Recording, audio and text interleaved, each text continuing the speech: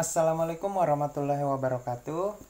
Baiklah adik-adik sekalian, terima kasih pada kesempatan kali ini saya akan menjelaskan tentang aspek capaian suatu pembelajaran yang dirangkum dalam suatu RPP. Di pertemuan sebelumnya saya sudah membahas tentang silabus dan rancangan pelaksanaan pembelajaran berupa RPP. Nah, aspek capaian pembelajaran pada pertemuan kali ini dirangkum dalam suatu RPP, di mana RPP itu, kembali saya mengingatkan, dijabarkan berdasarkan silabus yang telah ditetapkan Kementerian Pendidikan pada suatu SMP maupun MTS. Nah, poin paling utama yaitu pembahasan tentang bagian A yang biasa kita sebut identitas satuan pembelajaran. Jadi isi ataupun susunan RPP itu berisi dari yang pertama, identitas satuan pembelajaran. Identitas satuan pembelajaran ini terdiri dari nama sekolah, kelas, semester, mata pelajaran, alokasi waktu yang digunakan dalam suatu pelaksanaan pembelajaran. Inilah identitas pembelajaran yang paling penting yang harus dideskripsikan di dalam suatu rencana pelaksanaan pembelajaran. Nah, langkah selanjutnya yaitu tentang kompetensi inti. Jadi, kompetensi ini adalah dasar pertama dalam suatu pembelajaran. Kompetensi inti itu terdiri dari 3 hal, yaitu afektif, kognitif, dan psikomotorik. Misalnya, KI1 menghayati dan mengamalkan ajaran agama yang dianutnya. Yang kedua, menghargai dan menghayati perilaku jujur, disiplin, tanggung jawab, peduli, gotong royong, santun, dan seterusnya. Yang ketiga, memahami pengetahuan dan seterusnya, mencoba mengelola dan menyaji dalam ranah konkret. Nah, di sini saya menandai ada yang berwarna hitam, menghayati dan mengamalkan, menghargai dan menghayati, memahami, mencoba, mengolah, dan menyaji. Keseluruhan kata kunci yang berwarna hitam ini adalah kata kunci pada ranah afektif ataupun kognitif atau psikomotorik. Untuk KI1 ini, kata kunci menghayati dan mengamalkan itu merupakan kata kunci dari kata kerja afektif yang biasa disimbolkan A. Afektif itu adalah sikap, sedangkan menghargai dan menghayati itu masih termasuk dalam ranah afektif. Seterusnya, memahami itu adalah ranah kognitif, yaitu pengetahuan. Perbedaan mendasar dari afektif dan kognitif yaitu satu tentang sikap dan satunya tentang pengetahuan. Nah, pengetahuan itu berisi tentang materi atau konsep yang diajarkan dalam suatu sekolah. Dalam mata pelajaran kali ini saya akan merincikan tentang mata pelajaran IPA pada SMP/MTS. Mata pelajaran IPA pada sekolah SMP itu terdiri dari 3 hal. Yang pertama, biologi, kimia, dan fisika. Dirangkum dalam suatu mata pelajaran yang disebut IPA terpadu. Nah, untuk K4 ini berada pada ranah psikomotorik, yaitu mencoba, mengelola, menyaji. Ini lebih kepada eksperimen. Di dalam penerapan suatu proses pembelajaran itu harus menyisipkan afektif. Dalam penerapan konsep kognitif ini atau pengetahuan itu, misalnya seorang tenaga pendidik menyampaikan materi kepada peserta didik. Materi ajarnya anggaplah besaran dan satuan, atau konsep botani, ataupun konsep lainnya. Di dalam proses pelaksanaan pembelajaran itu harus melibatkan sisi afektif yang menjadi tujuan daripada kompetensi ini. Sisi afektif itu umum. Nah, di sini dijabarkan lebih khusus tentang sisi afektif yang harus diterapkan dalam pembelajaran, yaitu misalnya menghayati dan mengamalkan ajaran agama yang dianut, menghargai dan menghayati perilaku jujur, disiplin, tanggung jawab, peduli, gotong royong, santun, dan percaya diri. Ini berada pada ranah sikap.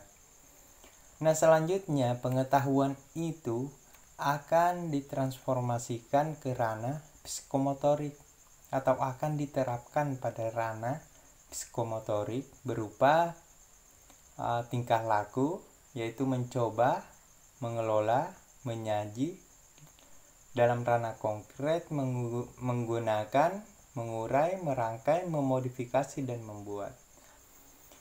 Oke, baiklah adik-adik sekalian, ini tentang penyebaran daripada kompetensi inti ini. Perlu saya ingatkan bahwa kompetensi inti ini disingkat menjadi KI dan disebut KI1, artinya kompetensi inti yang pertama, KI2 kompetensi inti yang kedua. Kenapa harus saya jelaskan tentang ini? Karena kedepannya ketika kita menjabarkan tentang kompetensi dasar, itu harus menggunakan kode daripada kompetensi inti yang menjadi titik capaian. Untuk ranah kognitif itu sendiri, atau biasa disebut simbol C, itu berada pada ranah kompetensi inti yang ketiga. Nah, baiklah adik-adik sekalian, bagi yang belum memahami tentang apa itu afektif, kognitif, dan psikomotorik, selanjutnya saya akan menjelaskan tentang ranah afektif itu sendiri. Ranah afektif itu biasa disebut sikap atau disimbolkan A, sedangkan kognitif itu adalah pengetahuan, dan psikomotorik itu adalah keterampilan yang disimbolkan dengan P. Jadi ada sikapnya peserta didik, dan ada pengetahuan yang didapatkan, dan ada keterampilan dari pengetahuan yang didapatkan tersebut. Ranah sikap ini dapat dilihat atau dapat ditentukan berdasarkan taksonomi Bloom ataupun taksonomi Anderson. Taksonomi Anderson itu adalah kata kerja operasional dari ketiga ranah ini, yaitu afektif, kognitif, dan psikomotorik. Taksonomi Anderson adalah revisi daripada taksonomi Bloom. Saya sarankan adik-adik menggunakan dua kata kerja ini, bisa menggunakan kata kerja dari taksonomi Bloom maupun taksonomi Anderson. Untuk ranah sikap terdiri dari 5 unsur, yaitu A1. Jadi ingat ya, afektif itu A1 unsur pertama yaitu menerima, kemudian A2-nya merespon, A3-nya menghargai, A4-nya mengorganisasikan, dan A5-nya yaitu karakterisasi. Kelima kata kerja operasional ini saling berkaitan. Ini ada levelnya, bisa dikatakan level 1, level 2, level 3, level 4, dan level 5. Oke. Karakterisasi itu dapat diterapkan ketika seorang peserta didik sudah dapat menghargai, dapat mengorganisasikan, dapat merespon, dan dapat menerima. Misalnya ada pemahaman tentang sikap tanggung jawab, peserta didik menerima konsep itu.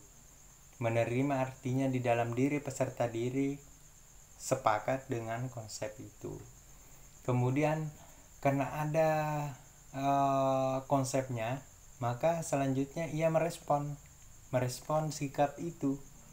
Kemudian ia menghargai ketika ada sebuah sikap yang diterapkan, mengorganisasikan, dan karakterisasi ini lebih kepada menerapkan di dalam dirinya sikap itu. Oke, sedangkan sisi kognitif atau pengetahuan terdiri dari 6 unsur.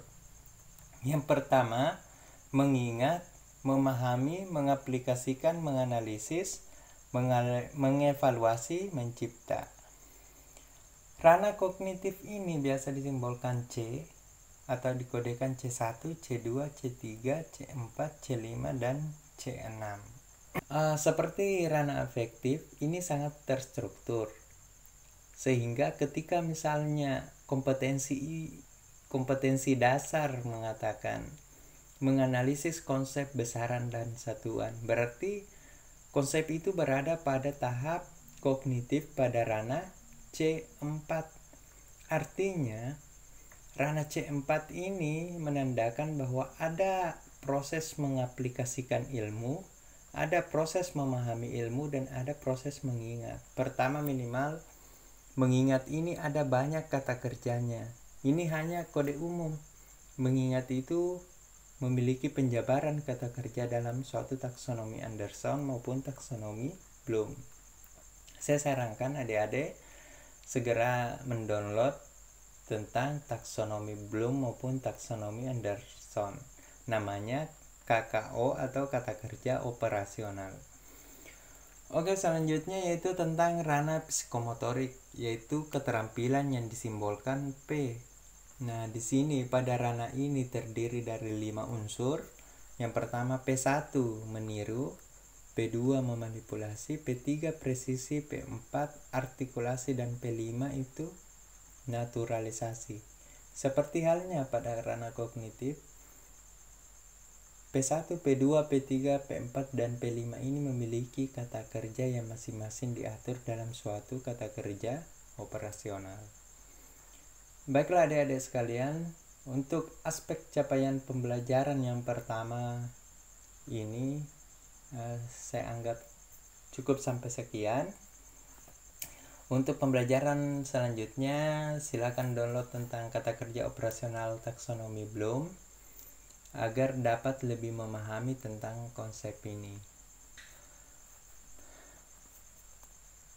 Ya, baiklah adik-adik sekalian, saya anggap cukup demikian, lebih dan kurangnya mohon dimaafkan. Jika ada pertanyaan silakan menuliskan kolom komentarnya di bawah. Oh iya, jangan lupa like dan subscribe. Semoga apa yang saya sampaikan dapat bermanfaat buat adik-adik sekalian. Wassalamualaikum warahmatullahi wabarakatuh.